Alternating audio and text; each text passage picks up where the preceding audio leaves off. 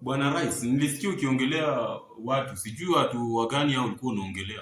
Kuna watu Western Kenya. Ni watu wangapi bana? Kuwa specific. Watu 1.5 million. Hao watu 1.5 million wamekosa ni? Wako na ID, hawana voters card. Oh, kumbe unaongelea watu Western.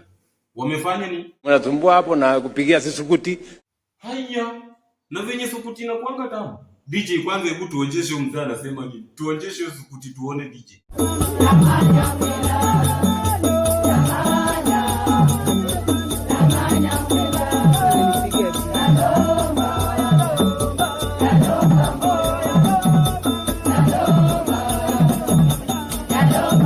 Cheki Bwana Rais, sisi hatutaki maneno mengi Western.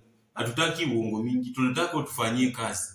Sisi tulikuweka pale kwa kiti utufanyie kazi. Hatukuweka hapo ulete manifesto zako mingi za uongo. Wewe tufanyie kazi na sisi tutakurudisha hata mara ya pili kama unataka.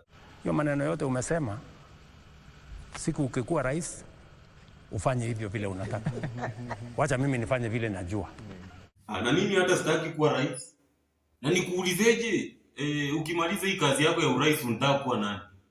Nikikamilisha kazi ya kuwa rais, mimi nitakuwa evangelist. Okay. Na sasa unataka kuwa mtu wa kanisa gani? Tuseme Faith Church, Befa, hiyo ama Full Gospel, Try Jesus. Kuna tu kanisa mingi. Wana choose gani hiyo Mr. President? Na mimi naona hapo kwa Pefa. Naona hapo kwa Pefa kwa sababu ni wa Pentecoste. Hapo mimi na sasa sinafuu tafute mtu mwenye utaungana naye, maybe kwa hiyo Christopher Wanjala, maybe Steven Kanyari, maybe Pastor Nganga. Wewe unataka kuungana na nani after hapo? Nitakuja niungane na huyu Alfred tuweze kusukuma. Sasa kitu inatupea wasiwasi Mr. President ni hii kura ya 2027.